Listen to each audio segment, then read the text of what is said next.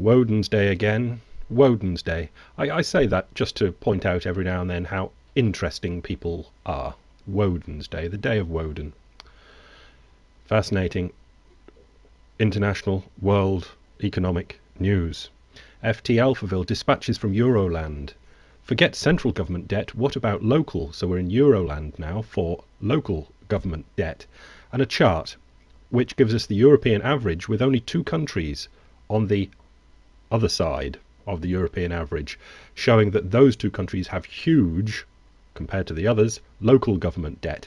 And it's Spain that comes in with just under a third of the same amount of government debt they have in local government debt as well. And the other one, with getting on for half, and their actual debt isn't too small either, is Germany. So I hope Germany are factoring in this when they're making the grids of what to do about countries when they go the wrong side of debt to GDP ratios, because they've got a whopping great local government debt out there as well that the federal government is actually liable for as well. St. Louis Fed chart. This is capacity utilization manufacturing. Now, the first chart I'm putting up is goes back to 1970 for capacity utilization. The amount of zing you're getting out of your factories. We know the amount of that factory work has really gone down in the United States. And the amount of employment's gone down. But for what factories are left manufacturing, how much capacity is being used of that of those factories, and that's registered as capacity utilization, and it is a real big one for the Federal Reserve to keep its little eye on to work out how things are doing. And you can see by the shape of the chart, basically from 1970, it's kind of been coming down, but only slightly. And the second chart, I've put just the last 5 years of the same chart, and we can see that it was up at 80% of capacity utilization before the recession. Now, if in years before that, when the capacity utilization was up at, say, 85, pushing 90, there would be no chance that the Federal Reserve would go in for quantitative easing. Certainly not quantitative easing 2. So it was 80 before the recession. At the pits of the recession, which was just as it was deemed to be finished, capacity utilization was down to 65. Now, it's subsequently come up to 72.5, and it's gone, down and up, but it's leveled off and started turning down again. This is crucial for knowing that the Federal Reserve, keeping their eye on this, that they will do quantitative easing, and capacity utilization is crucial, because if you've got capacity utilization at 80%, 80 as it was before the recession started, there's a chance that if you put more money in, that's going to lead to inflation. But down at 72.5%, the Fed would imagine, they will be thinking that there is no chance of getting inflation out of capacity utilization at 72.5. Worth looking at the chart. New York Times, banks shared clients' profits but not losses. It's a natty little cartoon, only 3 minutes 36 long, but it's the New York Times in its business section really having quite a strong go at banks. So it's worth a look at 3 minutes 36 for the New York Times little cartoon there. And it's good that it's getting out there. My Budget 360 gives us an article entitled Fed extends a helping hand to Hilton hotels and takes over malls across the country. The Federal Reserve clandestine bailout of $3 trillion for commercial real estate industry. South Florida apartment buildings priced down 52% from the peak. And a very nice chart, which is just like a mountain, from 2001 all the way up, and a drop down of 42% the other side. Simple chart, but it tells a lot of the story. Another St. Louis Fed chart that I've dug out here, and this one is US government securities at all commercial banks. So how many treasury bills, bonds and notes have the banks in the United States bought?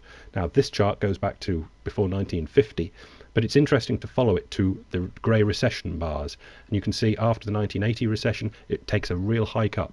After the 1990 recession, a real hike up. After the 2000 recession, a real hike up, and it's going to the moon at the moment. And it's interesting because what happens is after a recession, banks buy treasury bills, bonds and notes. as opposed to lending to the public for a certain amount of time. And you can see how long that time is before it levels out again, when the money then is turned over to lending to the public. But for the moment we can see it's just going vertical. They're not lending to the public, they are buying government debt to the tune of just over $1.6 trillion at the moment. Where does all the money come from? You tell me. Chicago Breaking News Center. Chicago faces crisis over pensions funding. How to pay for it? Question mark. They've got a very dire pension system. I just got this one little sentence from the article. To cover the outstanding liabilities, each household in Chicago would have to pay $41,966, the report concluded, the highest per home among US cities, $42,000 per household for the Chicago debt. How many households? Just over a million. So you can add 6 noughts to the end of that 42,000. Do your own math. Housing bubble bursts. Now what? This is a link, but I'll probably embed it as well under me on the website version of this. It's Christopher Whalen. It's only 3 minutes 33 long. It's at the AEI conference, and they've edited it brilliantly.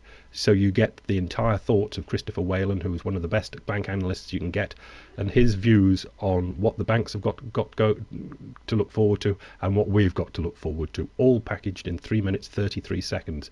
Absolute must watch, as I say, embedded on the website. Telegraph Co. UK, last 2 articles are the same from the Telegraph. First one says the Chancellor should consider Churchill's wise words on taxation. Just quoting Churchill at this time just makes me really wonder how desperate they think everything is that they have to get quoting war leaders and whatever. But an interesting take from this article. Government spending in 2009 was 670 billion. 2009, 670 billion, United Kingdom. Aim with cuts to cut that down in 2015 to 760 billion. So now it's 670 billion. In 2015 they want to cut it down to 760 billion. Government cuts. You can see it's still flying well up. Desperate. And the last one from the Telegraph, Spending Review 2010, Osborne must demonstrate he's not for turning, just like Thatcher. And again I go, shake my little head and say, when you've got to dig out things like Thatcher and tell the country that it's going to hurt and everybody should move forward together and not to turn and all will be all right, just ignores so many facts. One little one would be that Mrs. Thatcher had a lot of economic messing about that she could do. The whole country could get even more indebted, and there was that little matter of North Sea oil that she had to spend, which is all no longer. Things have changed since Mrs. Thatcher and Churchill and the Second World War. That's it. See you at the website. Bye.